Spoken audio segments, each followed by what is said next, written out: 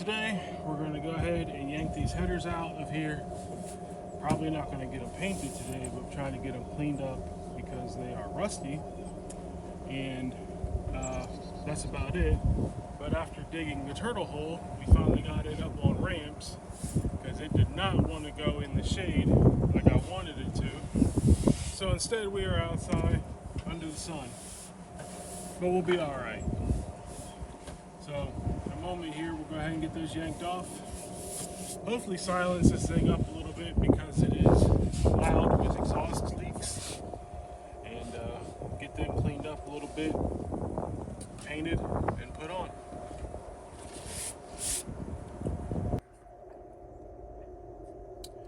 Well, got the header off of, well, header's loose over here. I just got to do the collector bolts on the bottom, but you know, aside from the broken gasket, let's overlook that, you know, area. But yeah, well, now we know why it was obviously leaking. This was at top and we can see it. And you know, I mean, Stevie Wonder could tell there was something wrong there. That thing was blown out and leaking and making noise. The rest of the gasket doesn't look any better, but we got 3 bolts on the collector. Goodness gracious. 3 bolts on the collector, and then we'll get this sucker pulled out. Yeah, we'll take it out the bottom, and then we'll have a good look at them here in a second. Alright, a little bit of a problem. Can't get the header out because the starter is in the way. So that means I gotta disconnect and drop the starter, which is not really a big deal because I gotta clean it anyway so that I can wrap it, at least wrap a clean starter, not a dirty oil covered one. And then get that out of the way, and then I can at least inspect the starter, clean the connections on it, like we didn't do, like all the connections we did on the battery cable connections and stuff last time. At least now I can do those on the starter now, and then we'll be able to get that header out of here. So yeah. Other than that, that's the only thing that's missing. So,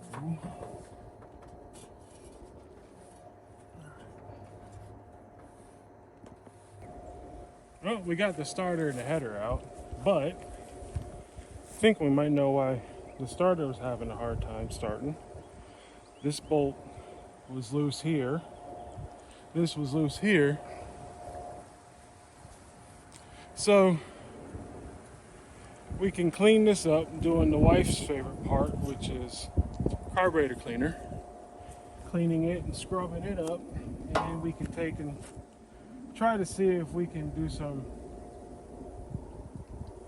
I don't know, scrubbing pad, or not scrubbing pad, but a wire brush on the end of a drill, see if it cleans up some of the rust.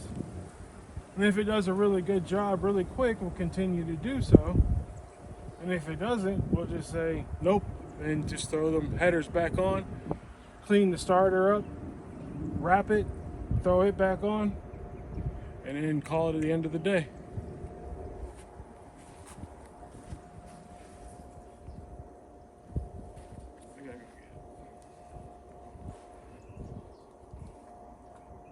These only have the stock manifold, but it is what I have. It came with the car when I got it back from my brother, so it will work, and if it doesn't, it'll still work. So even though we didn't get it painted because that's going to be a headache for another day, we have 4 out of the 5 bolts. I do need to find one more. 4 out of 5, I'll go ahead and tighten down. I'll leave this top one alone.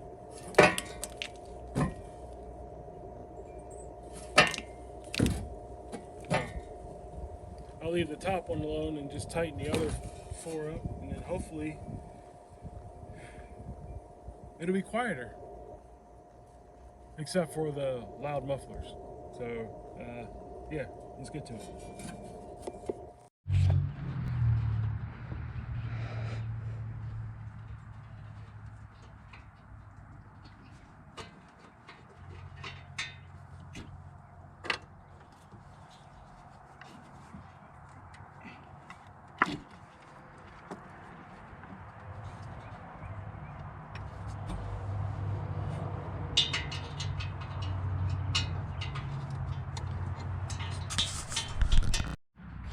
Okay, so we're on to the GoPro now. Finally on to the passenger side, because the driver's side took a lot longer than I wanted it to. A lot longer.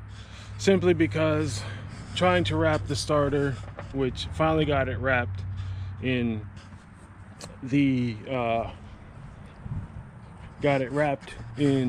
heat shielding. Got the new gasket in there. It's nice and snugged the way it should be. And let's see if we can peek up to the, yep, you can see the starter shielding right there. So hopefully with the shielding in there, it'll make it a lot easier to start after the car's been running for a while, and it won't heat soak the starters too much. And with the, getting ready to put the new gasket in, because obviously these ones are no good. They just keep falling apart. But to make it run a little bit quieter, no big loud ticks and noises and stuff like that. And the collectors were loose, so I went ahead and tightened them up also. Hopefully this side goes faster than the other side, but then again, we all know how that goes. So the goal is, oh, and I did get power steering. Oh, this was to clean the starter, obviously. Did get power steering, or not power steering fluid. This isn't the power steering. We got brake fluid because I was going to replace for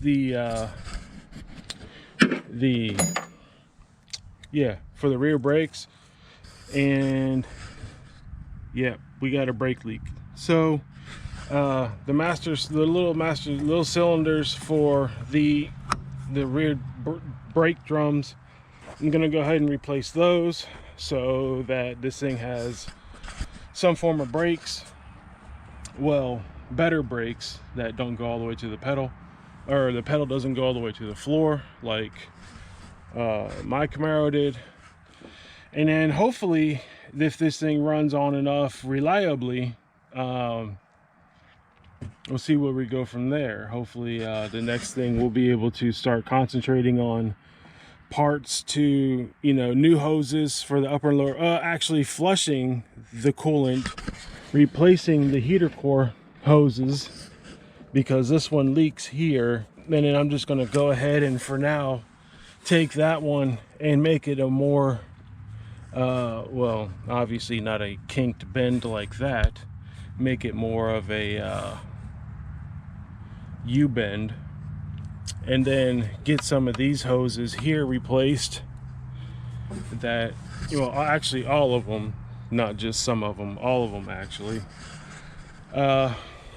so that the car becomes up the reliability factor on it. And then after that, we can go ahead and start working on getting rid of the mechanical fan, driven fan, get 2 electric fans put on there instead, thus making it mechanically a lot quieter, plus freeing up a little bit of power, and then work on a few other things here and there, like, this long fuel line here, and go ahead and take it and run it. Take this piece of the fuel line here, take this piece, face it this way, and just have a direct run from here to here instead of all the way looping around. It makes more sense. Take this piece here, cut it back, make this more of a direct line, get a filter for over there, take this piece off and get a block plate for it because it doesn't need to be there. A bunch of little things like that. But other than that, I'm going to go ahead and get started on this header gasket over here, and then we're going to get it started and get it off these because I'm not trusting them too much, because we bent the living crap out of this one, or it was like that, and then we obviously left the turtle hole over there with the one wheel peel on this car. But, and I got oil spot right there somewhere. Anyway, so yeah, we're gonna get started and we'll be right back in a moment with it running with the new header gaskets in there. I had to keep the sun out of my eyes. I almost cursed myself there for a second. One center bolt right there. Right, that sucker right there. Yeah, get you right there. That guy right there. Had to lube that bad boy up and let it sit while I did the last one in the very back there. I thought I was gonna break it, but we got lucky. We got five bolts in place in one piece. So no drilling into a head this time. But it would have been okay if that one broke, because that's a through and through piece that doesn't go directly into the head. So like all these other ones go into the, well, you know, that one, I think they all go tabbed in. Yep, they all do. So they don't go into the head like most cars, to where you have to worry about really hurting anything. These have little ears, so bonus I get that you don't have to worry about breaking anything. But the good news is I didn't have to do that. So now the other good news is I don't have to take this all the way off, because the old gasket fell off in just one solid piece. So I can just go ahead and slide this one on, bolt it up, and start it up and go. So let's see what happens with this one.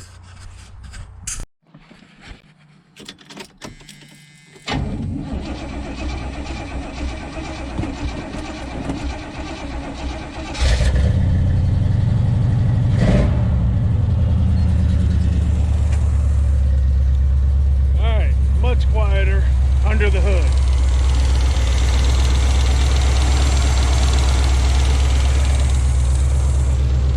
Tell that as soon as it fired up. Then we got two cylinders that aren't even firing. Funny. Hold on a second.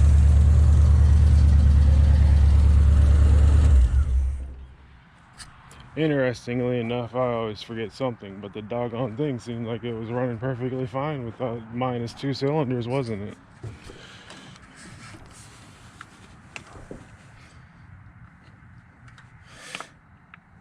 And let's see, there's one and number two.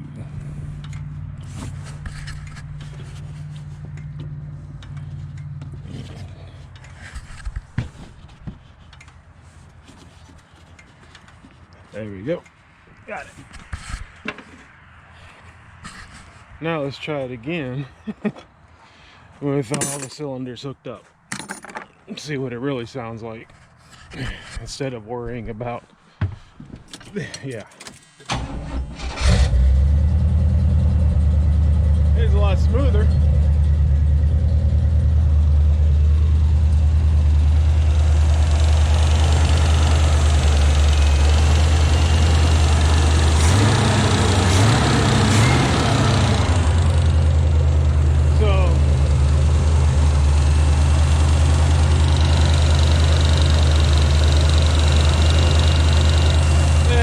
Burning something off, but we obviously got a loud alternator,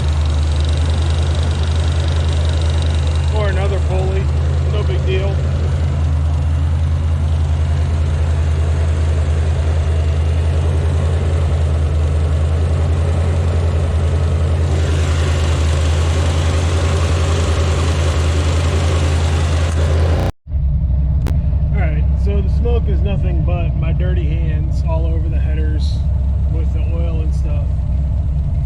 It does say it sound a heck of a lot better without the exhaust leak. I was concerned that the smoke was the starter heat shielding, but it's not. There's a gap and it's not touching. But it is nice that now that it's running, there's no loud, it's not really loud. Well, I mean, it's loud, obviously, because of it's an engine. What do you expect?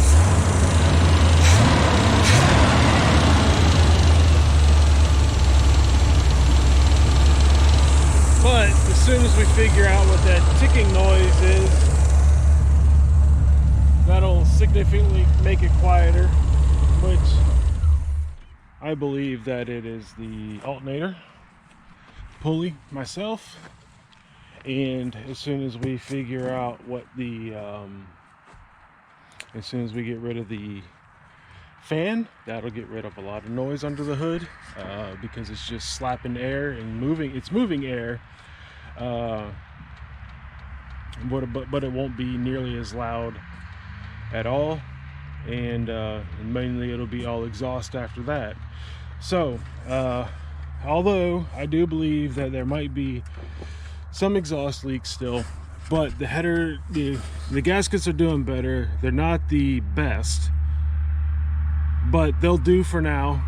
Obviously, until I get better gaskets. These are the ones that came with the car when I got it back, so I'll take what I have. But I'm gonna go ahead and start it back up, run it for a minute, park it. But for right now, that is the end of this video. Like, comment, and subscribe. Thanks for watching, and I'll see you all later.